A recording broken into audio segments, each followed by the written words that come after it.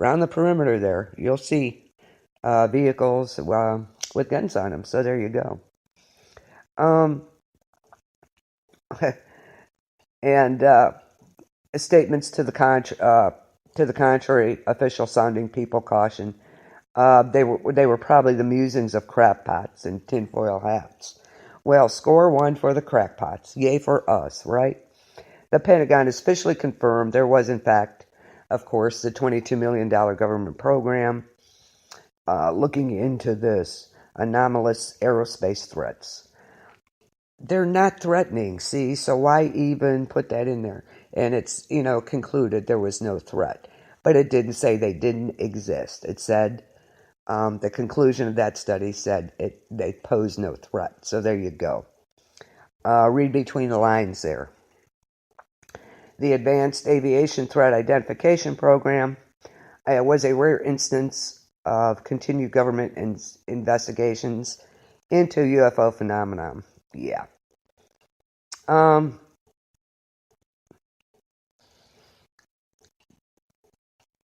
fact that the government spent $22 million on UFO research gives any out there theory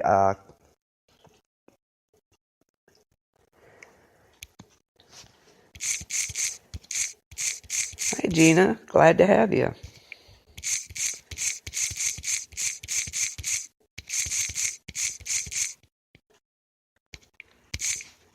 Good to see you. Thank you. But the rest of us who have not fully jumped onto the tinfoil hat bandwagon, there are some out there. We know this.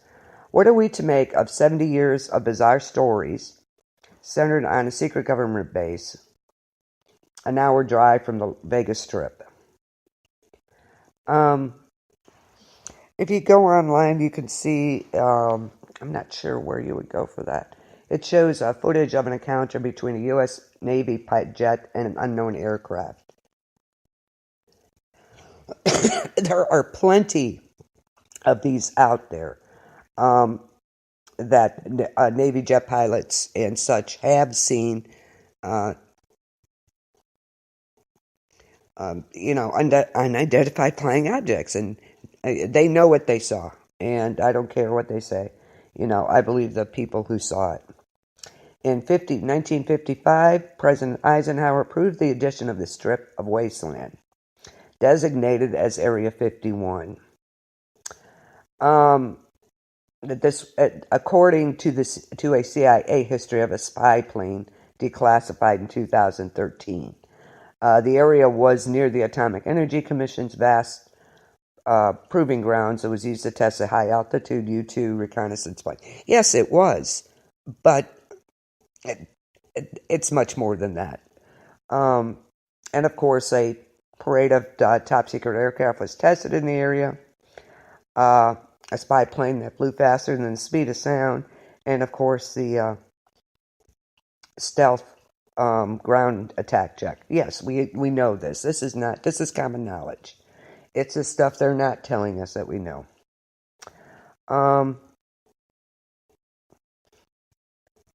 Area 51 became a wireframe for not quite verifiable musings about alien life, secret technology, and supernatural behavior. Gaping holes in the out there theories had an easy explanation. The government is working very hard to keep the real story under wraps, of course. The biggest working conspiracy theory is that Area 51 is where the U.S. government stored aliens and spacecraft that crash-landed on Earth, particularly the unidentified debris discovered by William Mack Brazel, of course. He discovered the metallic rods, pieces of plastic, and silvery paper scraps in Roswell, of course. He called the sheriff, who called the military, who carted off the debris in armored vehicles, but the secret is out. But it was just a weather balloon, The government, the theories go, experimented on the aliens and tried to harness the technology in their ship to manufacture interstellar spacecraft and powerful energy weapons. Lab-coated Area 51 scientists were said to be mulling ways to manipulate or weaponize the weather, travel, through time and teleport. Now, where are they going to get this information from? Of course, they have something. We kind of touched on this last week on how technology has really bounded and leaped so ahead. All of a sudden, you get a plethora of new technology coming out, and they, kind of swamp us with it, where we don't question, where are you getting this? You just came up with this? How long has this been in the works? Now, come on, where are they getting some of this technology from? I know we have really, really smart people out there, but, I don't know. Just saying. For decades, people have reported seeing strange lights in the desert around Area 51. Presumably, alien aircraft are being tested at the government facility. Adding fuel to the fire in the alien theories, Ray Santilli released a video in 1995 that purported to show an alien autopsy, and I remember seeing that. It was on, I don't remember what it was on, but they did show that. And there were other people that came forward from there. Hi, Jenny.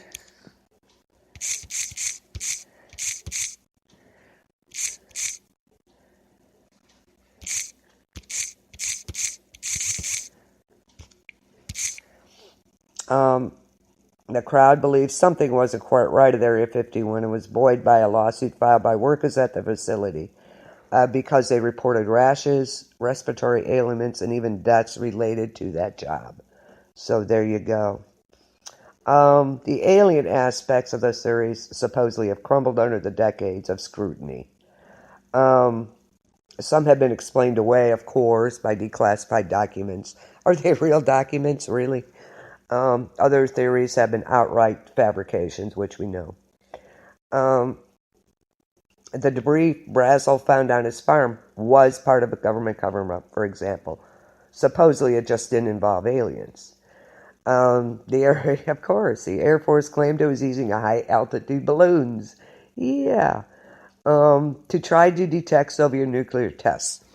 Okay, you tell me how these weather balloons over Arizona are going to detect Soviet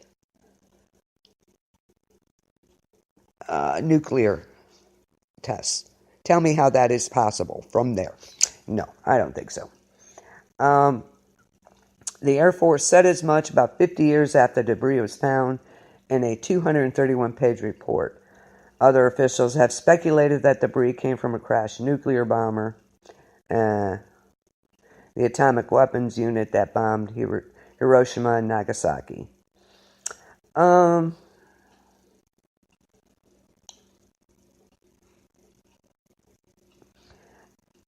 One source close to the investigation told the Washington Post, "We do believe something did happen at Roswell. Something big. Yes. We don't know if it was a plane that crashed with a nuclear device.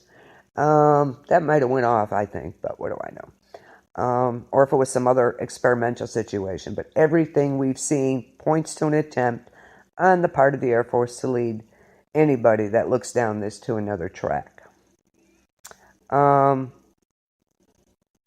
The space around Area 51 was where the U.S. tested several of its more experimental aircraft as the Cold War raged, adding to the mystery. Of course, we knew that they were doing, like the stealth and some of the other aircraft we have. Sure they were. They had to show they were doing something out there. So, incidents such as the crash on Brownsville Farm or the sighting of several bright lights were shrouded in secrecy and half-baked excuses, of course, for the people who believe, and as I say it, the truth is out there, right?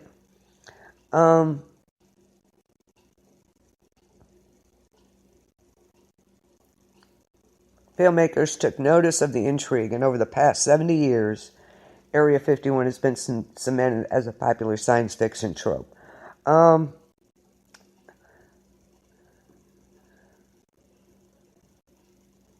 In the real world, supposedly, government employees have been poring over their own film captured by fighter pilots of possible UFOs.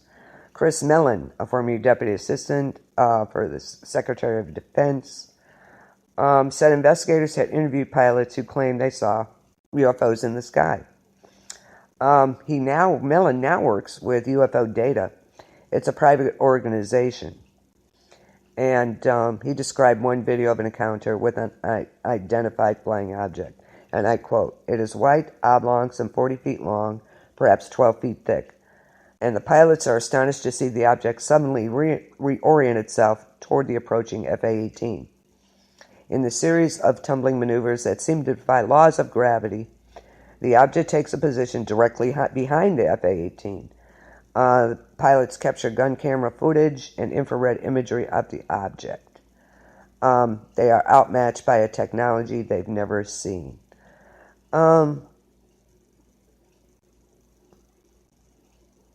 So there's so much out there.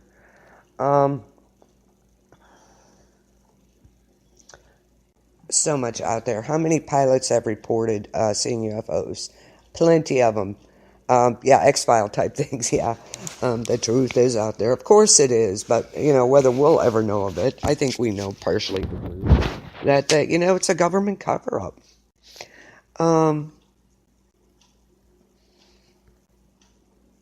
That's so obvious. It's just so obvious. Back then, I think people wanted, more to believe that it wasn't. But, of course, you had the diehard ones that have carried on. And, I don't think it was, we know it wasn't a weather balloon. Come on now. The government must have thought the people were really naive back then. Even now, they think we're stupid.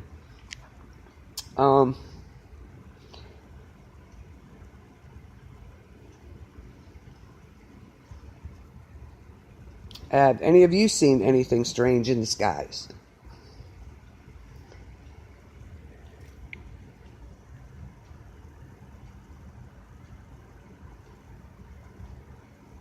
Have any of you seen any strange thing in the skies yourself? Excuse me. I agree that they are testing some new technology, but for aircraft and stuff. Where is this technology coming from, though? They had scraps of the debris supposedly from Roswell. Okay. The silver, outside part of the supposed aircraft and some other debris. So why couldn't they break that down and figure it out? No, you haven't, Jenny, or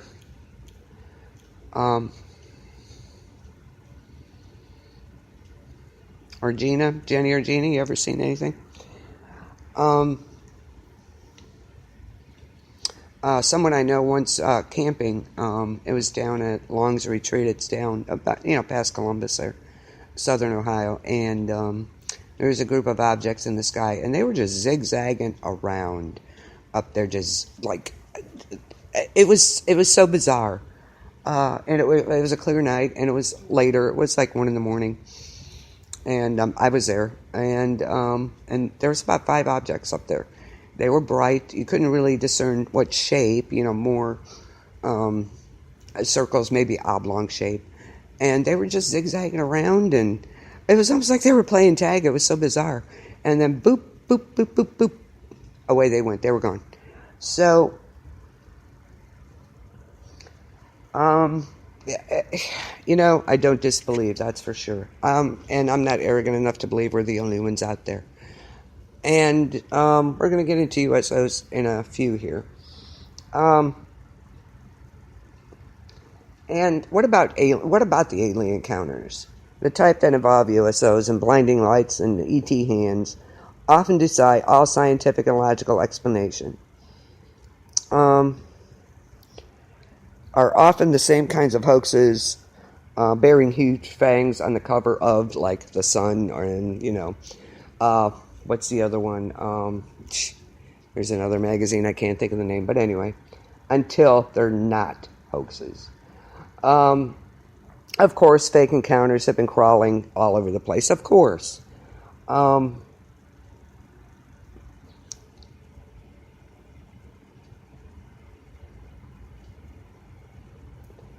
but some of these